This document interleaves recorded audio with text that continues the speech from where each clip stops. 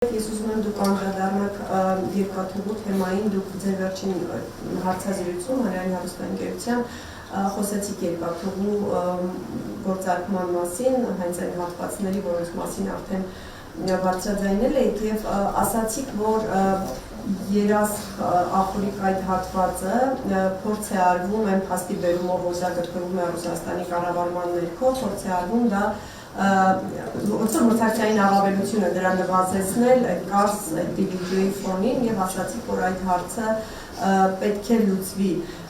Արդյոք սա նշանակում է, որ Հայաստանը հնարավոր է հրաժարվի այն առաջարկից, որ դուք հնչեցրել եք, որ այդ հատվածները վերանորոգի Ռուսաստանը, դուք այդպիսի առաջարկ հնչեցրել եք, հնարավոր է այս առաջարկից հրաժարվեք այս փաստի բերումով, որ ընկնում է այդ մրցակցային առավելությունը, եթե ոչ, ապա խնդրեմ արձագանեք ինչ նկատի ունեիք լուծում ասելով, ինչ էր։ Չէ, մենք լույս հետ եկեք չկապենք, որովհետև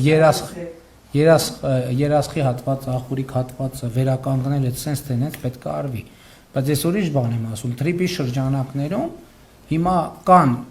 բնականաբար ուժեր, ովքեր ասում են, որ եկեք այնպես անենք, որ Մեղրիից հետո,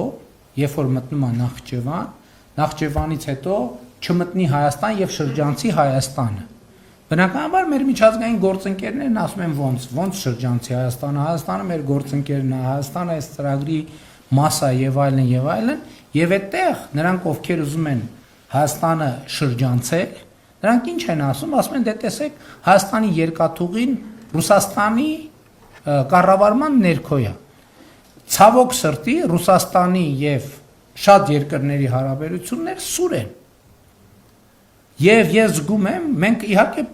ամեն ինչ անում ենք հետ համոզելու համար, որ այո, Ռուսաստանի կառավարման ներքո է, բայց Հայաստանի սեփականությունն է եւ Ռուսաստանը մեր տպավորությամբ եւ համոզմամբ որևէ ձևով չի ցանկանում եւ գործնականում էլ խոչընդոտ չի հարուցի մեր տարածաշրջանային նախագծերի վերաբերյալ եւ բնականաբար սրա մասին ես Ռուսաստանի Դաշնության նախագահի հետ եմ խոսել, որ եւ ես գիտեմ, որ նա աջակից է այս բոլոր ծրագրերին, բայց խնդիրն այն է, որ մի շարք երկրներում, արևմուտքում, արևելքում, հարավում, երբեմն հյուսիսներում ավելի ծանրակշիռ են դառնում այն կարծիքը, որ Նախճեվանից հետո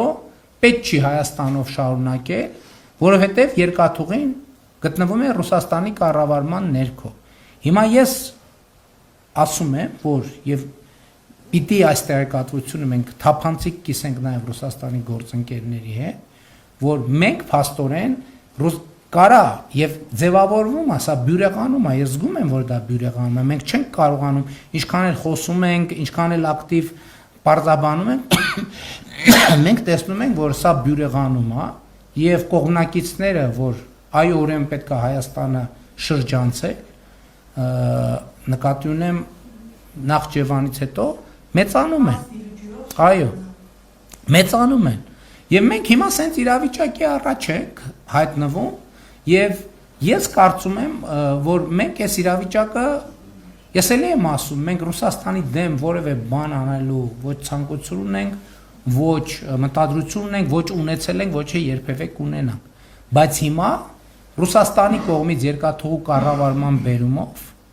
մենք ռազմավարական մեր դիրքերի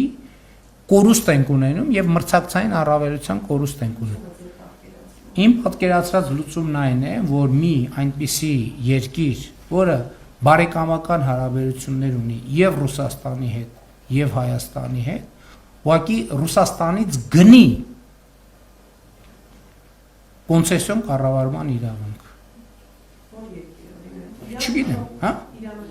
Դե Իրան ես կարծում եմ, որ տենց պետքա նայել։ Չգիտեմ, օրինակ Ղազախստանը, օրինակ Միացյալ Արաբական Էմիրությունները, օրինակ Քաթարը կամ որևէ այլ երկիր, որը հիմա իմ մտքով չանցավ, բայց ասենք երկրներ, որոնք նույնքան ջերմ հարաբերություններ ունեն եւ Ռուսաստանի եւ Հայաստանի հետ։ Ես գոնե 3 երկրներ գիտեմ, որոնք շատ բարձր մակարդակի լավ հարաբերություններ ունեն եւ Ռուսաստանի եւ Հայաստանի հետ։ Բայց կներեք հետագա ես հետագա եկեք ժամանակը եւ Ադրբեջանն են այդ ընկալումը ձևավորել, դուք ասացիք կան ուժեր։ Չեմ կարող ասել, որ կան այդ թվում ներդրումային հետաքրքրություն ունեցողներ, որոնք մտածում են, որ որտե արժի փող դնել։ Հա, եկեք մի պահ մոռանանք, որոնք նայում են, ասում են, մենք ունենք, ենթադրենք X թվով այդ 5, 3, 4, 2, 1 միլիարդ 500 միլիոն։ Հիմա ուզում ենք մասնակցենք, ստեղ դնենք այս փողը, թե ստեղ դնենք այս փողը։ Ես գում եմ, որ փաստարկը վել իրանք եկեք հələ այդ կողքի ուժերի բան անենք։ Կշռում են եւ մտածում են, որ գուցե իրոք չարժի ստեղ դնել։ Սա մեծ համար խնդրեմ է։ Այստեղ խնդրեմն ուրիշ տեղ է, որ մենք նույնիսկ եթե ասենք Ռուսաստանը հիմա բերի այդ գումարը դնի, կարող է դա իրավիճակը չփոխի, որովհետեւ ընդհանուր կոնյունկտուրայի պատճառով կարող է մեկը ասեն, չէ, մենք այդ ճանապարհից չենք օգտվում, այլ օգտվում ենք, գնում ենք ուրիշ ճանապարհ ենք սարքում։ Էս է խնդիրը։ Այսինքն ընդհանուր առմամբ պայմանագրի հարցն է։ Ընդհանուր առմամբ ես ասացի կառավարման իրավունքը գնելու տարբերակը կարա լինի այդ լուծում։ Ոչ։